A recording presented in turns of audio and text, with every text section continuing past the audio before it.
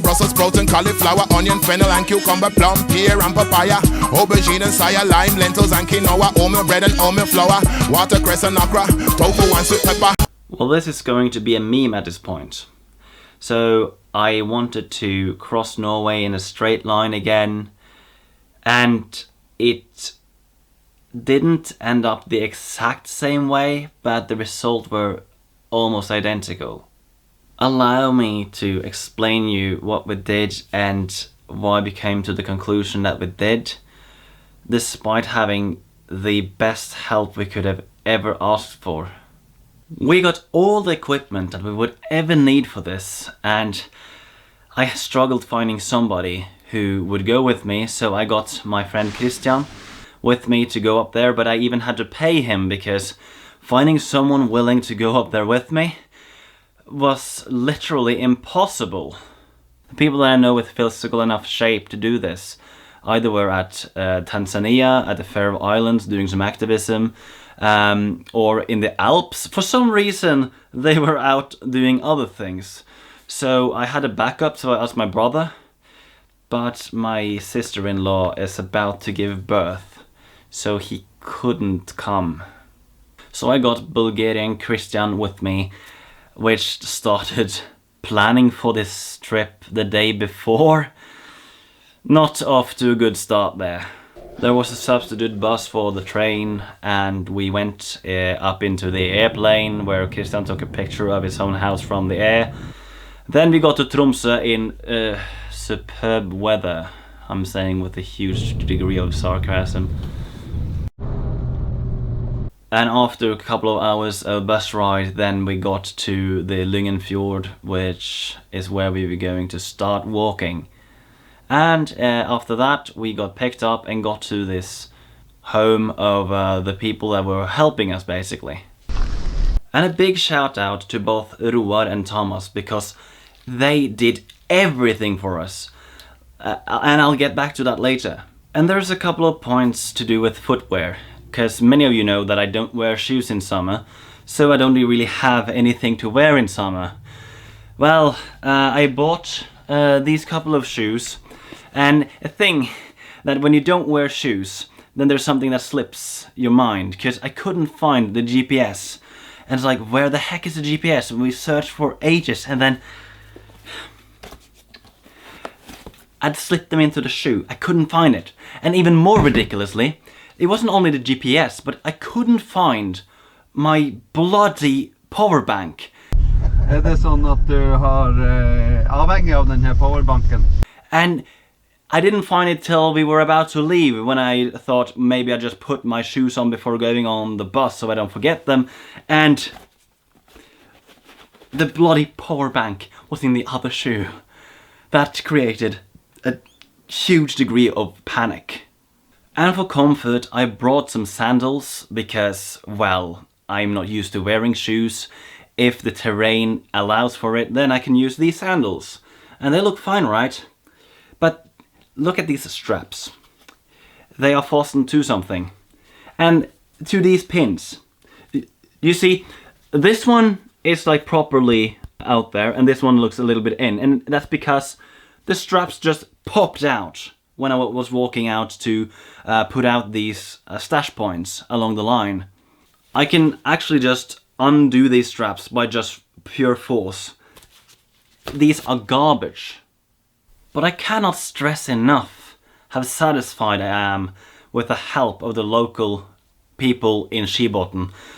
I got so many message requests and such of people willing to help us. But I don't think we could have gotten any better help than we got from Thomas and Roar, because they drove out, went with us, stashing everything, and they sort of like have the GPS in their head.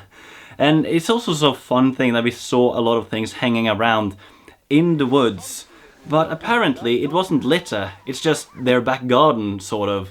So they just hang it there and pick it up later and such. It's absolutely insane.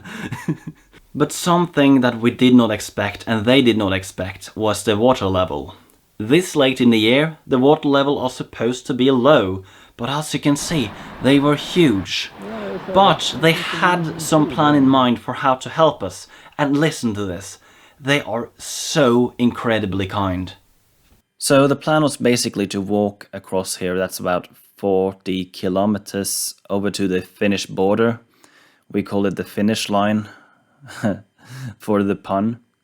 The first issue, though, came with this little river called Ivgojohka.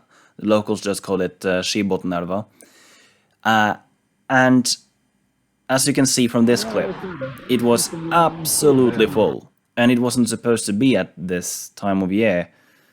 But Thomas and Roar decided that they were willing to put a rope over these two parts and just kayak us over safely.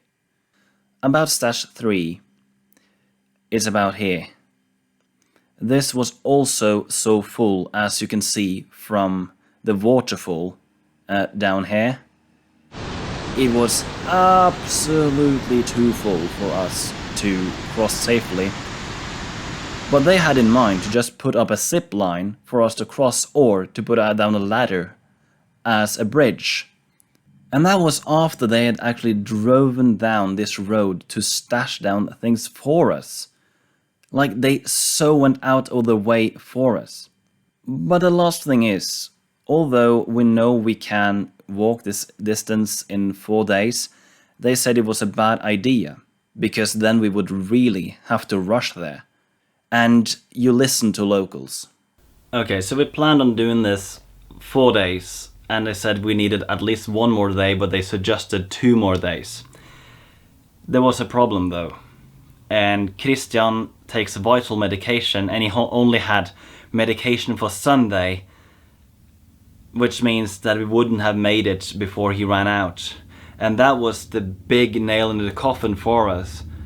But we still thought, okay, let us just start the day after. We can still make it, right?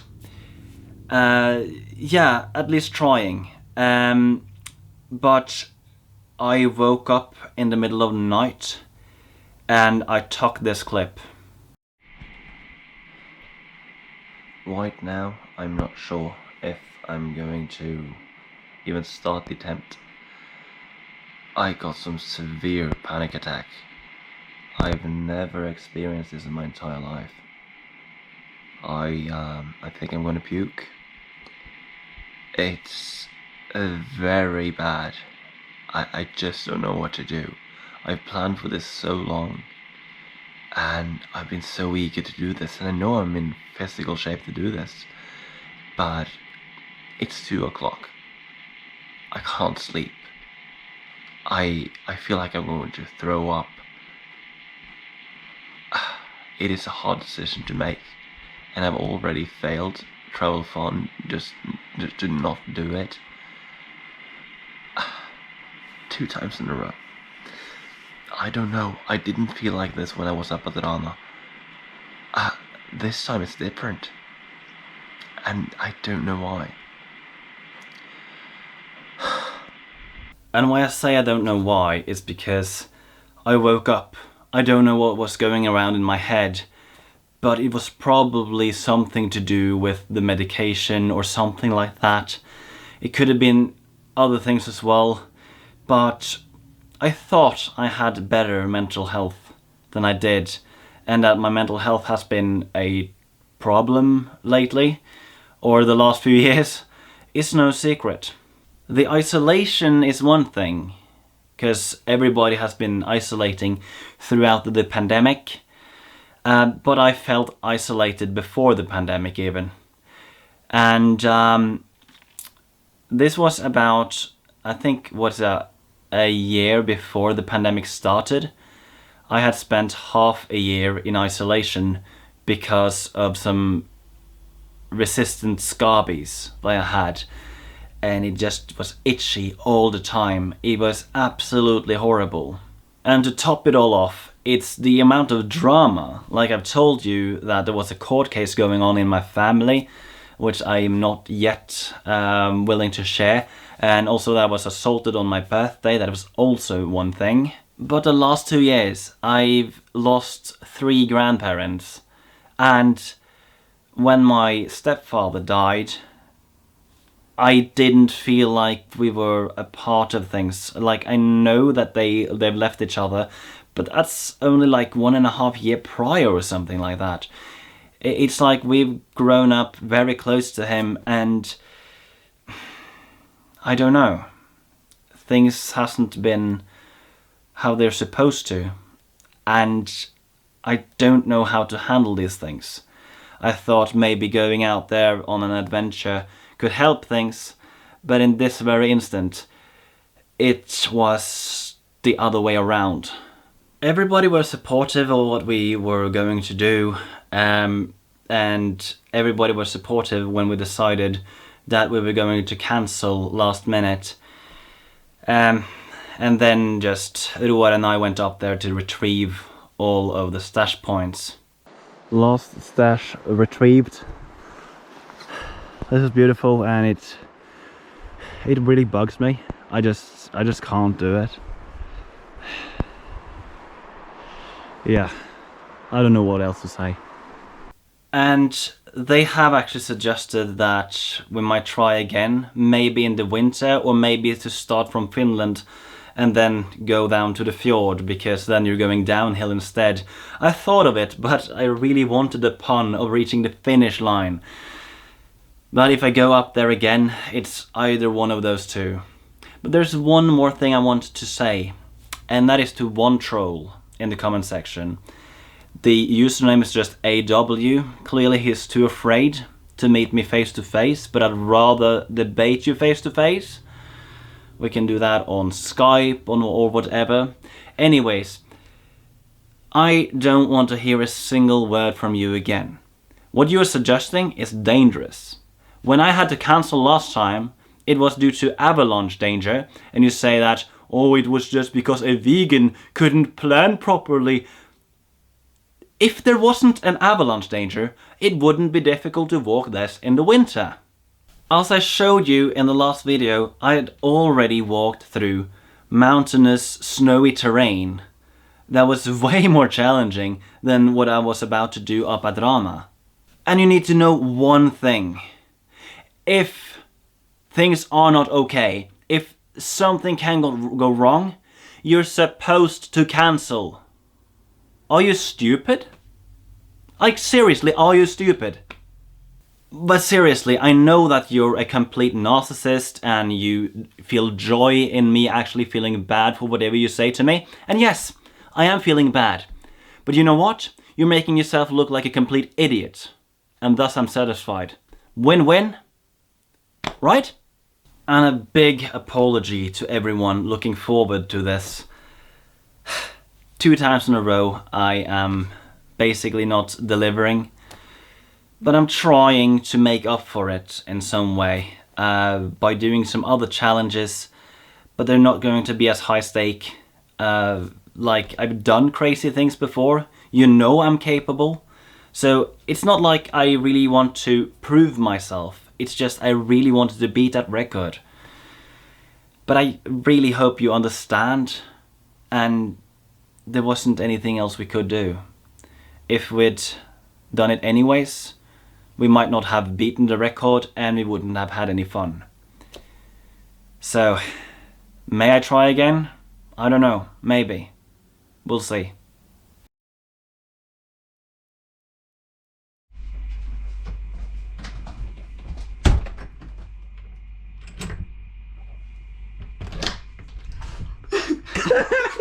Seriously?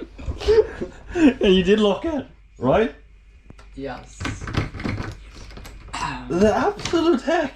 Okay, let's do it in reverse. Okay? Ridiculous!